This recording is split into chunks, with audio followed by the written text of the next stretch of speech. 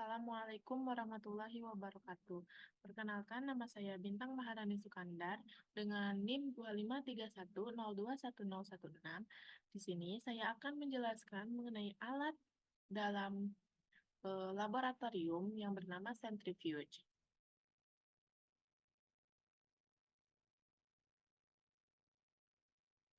Jadi, sejarah awal penemuan centrifuge itu ditemukan pada tahun 1864 oleh seorang ilmuwan bernama Antonin Prand. Pada saat itu, Antonin menemukan alat yang digunakan pertama kali untuk memisahkan krim dari sediaan susu. Dalam prosesnya, susu tersebut akan dilakukan pemisahan secara berkali-kali. Dari penelitian ini juga, Antonin mulai mengembangkannya hingga akhirnya centrifuge menjadi alat laboratorium yang sangat bermanfaat dan dibutuhkan saat ini bagi dunia laboratorium. Nah, centrifuge ini adalah alat yang ampuh untuk memisahkan campuran heterogen menjadi komponen-komponen individual berdasarkan densitasnya. Dengan menerapkan gaya sentrifugal, sentrifugasi memutar sampel dengan kecepatan tinggi, memaksa partikel yang lebih padat ke dasar wadah dan partikel yang lebih ringan naik ke atas.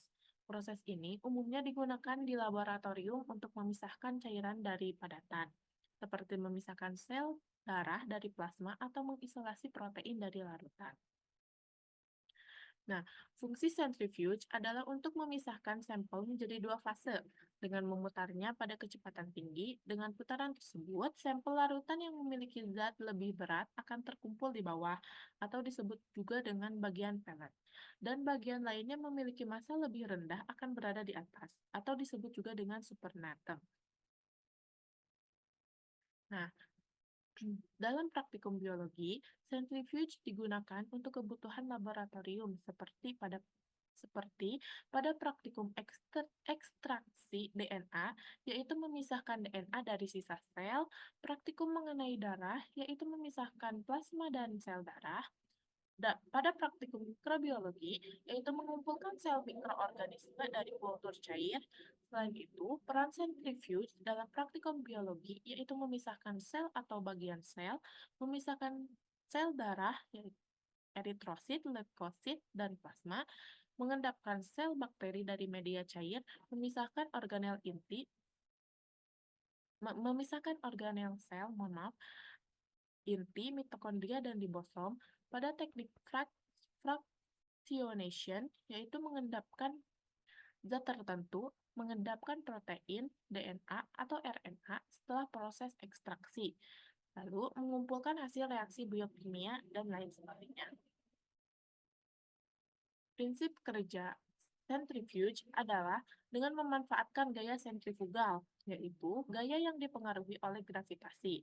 Pada proses ini, semakin cepat putaran yang dihasilkan, maka akan semakin tinggi juga gaya gravitasi yang dihasilkan. Gaya sentrifugal akan bekerja ketika kita mulai menyalakan mesin alat centrifuge. Centrifuge menggunakan motor untuk memutar sampel cairan dengan kecepatan tinggi, menghasilkan gaya sentrifugal yang kuat.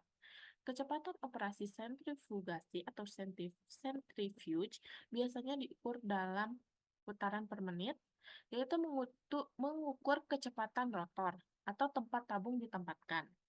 Lalu, gaya sentrifugal relatif juga dikenal sebagai gaya G, yaitu mengukur gaya sebenarnya yang diberikan pada sampel yang memisahkan komponen berdasarkan kepadatannya.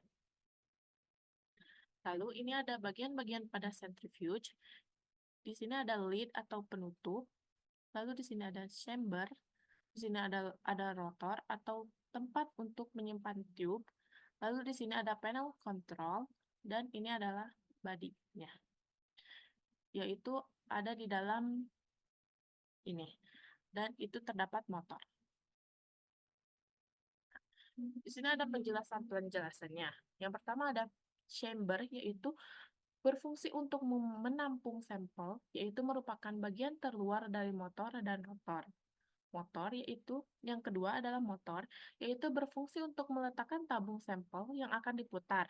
Motor ini juga akan melakukan proses pemutaran dengan prinsip gaya sentrifugal. Yang ketiga ada rotor, yaitu komponen yang berisi tombol seperti on-off, pengatur kecepatan, dan timer. Yang keempat ada lid atau penutup, yaitu bagian atas centrifuge yang bersifat otomatis, jadi penutup tidak bisa dibuka jika proses pemisahan belum selesai. Dan yang kelima ada body. Nah, bentuk body ini berbeda-beda sesuai jenisnya. Ada yang berbentuk kotak, silinder, dan juga setengah bola. Fungsi dari body ini adalah untuk melindungi bagian dalam, motor, rotor, sampel, dan juga komponen lainnya. Cara penggunaan alatnya yaitu yang pertama adalah menyalakan alat. Yang kedua, menyalakan centrifuge dan tekan tombol open untuk membuka penutup centrifuge. Yang ketiga, memasukkan larutan. Yang keempat, masukkan larutan sampel dengan volume yang sama ke dalam setiap lubang pada rotor centrifuge secara seimbang atau berseberangan. Yang kelima, selalu sisakan seperempat bagian tiup. Hal ini dilakukan agar proses pemutaran dapat berjalan dengan sempurna.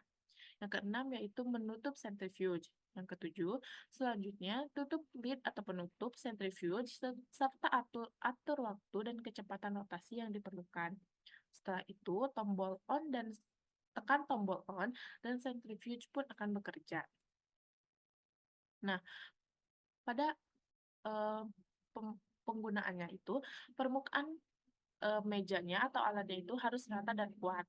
Jangan mengoperasikan menggunakan Mmm, jangan mengoperasikan atau menggunakan centrifuge pada permukaan yang miring, karena akan mempengaruhi hasil dari pemisahan zatnya.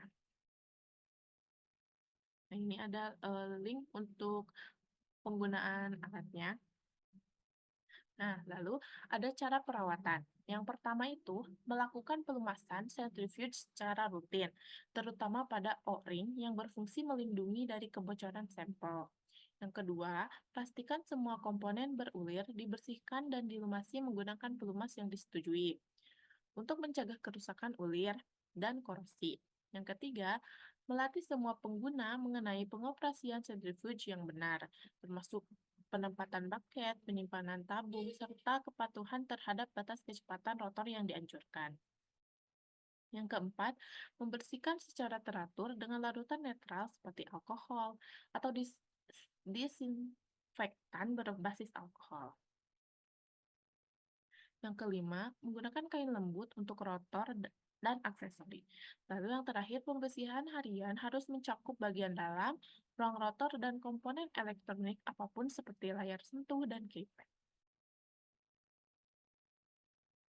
Lalu ini ada daftar pustaka. Nah, mungkin hanya itu saja yang dapat saya sampaikan. Terima kasih. Mohon maaf jika ada kesalahan. Assalamualaikum warahmatullahi wabarakatuh.